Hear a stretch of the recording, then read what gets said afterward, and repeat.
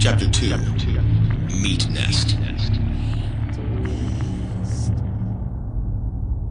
In Trigg's old life back on Cimarosa, breakfast had been the best meal of the day.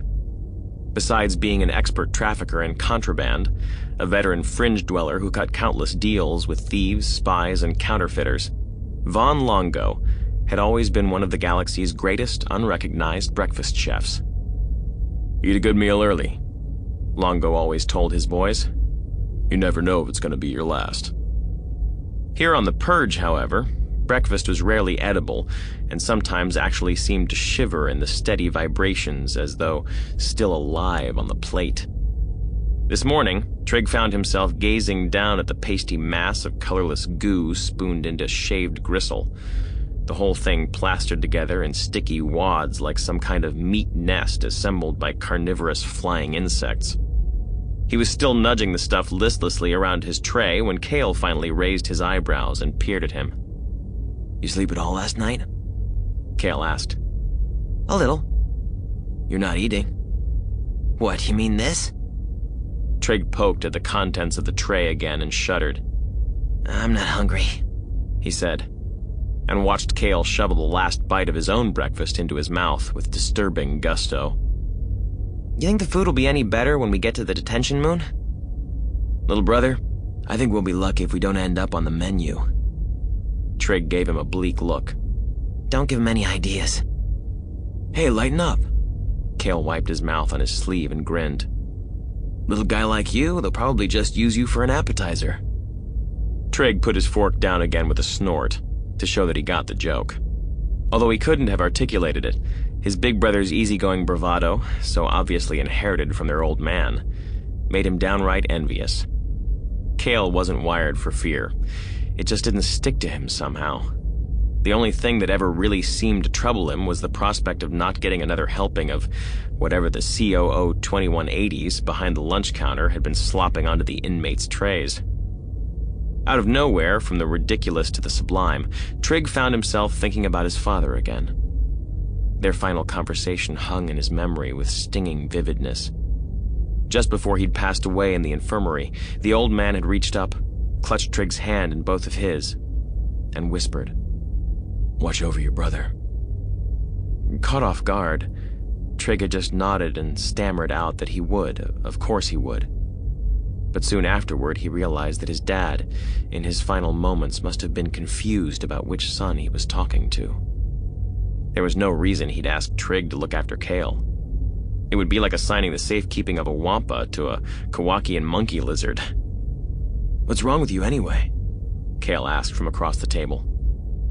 "I'm fine." "Come on, fess up." Trigg pushed the tray aside. "I don't see how they can serve us this stuff day after day, that's all." "Hey, that reminds me." As if on cue, Kale flicked his eyes over at Trigg's tray. "You gonna eat that?"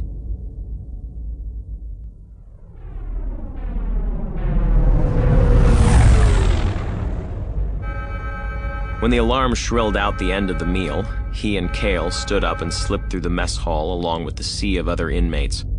From overhead observation decks, a retinue of uniformed Imperial Corrections officers and armed stormtroopers stood watch, observing their passage into the common area with soulless, black eyes.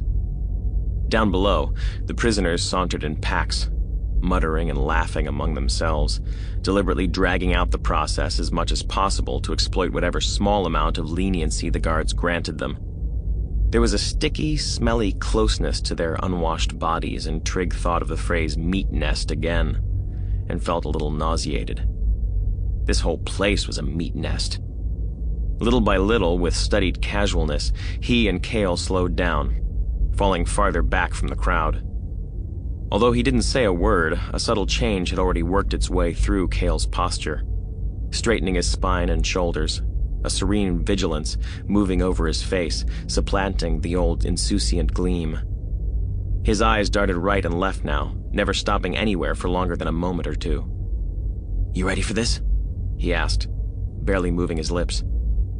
"Sure," Trigg said, nodding. "You?" "Full on." Nothing about Kale's face seemed to indicate that he was speaking at all. "Remember when we get down there? It's going to be close quarters. Whatever you do, Always maintain eye contact. Don't look away for a second. Got it. And if anything starts to feel wrong about it, and I mean anything whatsoever, we just walk away. Now Cale did glance at his brother's face, perhaps catching a whiff of his apprehension. I don't think Sixtus would try anything, but I can't vouch for Miss. Dad never trusted him. Maybe? Trig started, and stopped himself. He realized that he was about to suggest calling off the whole deal, not because he was nervous, although he certainly was, but because Cale seemed to be having second thoughts too. We can do this, Cale went on. Dad taught us everything we need to know. The whole thing should take no more than a minute or two, and we'll be back out there and back in full view. Any longer than that and it gets dangerous. He jerked his head around and looked hard at Trig. And I go first. Clear? Trig nodded and felt a hand drop on his shoulder, stopping him in his tracks.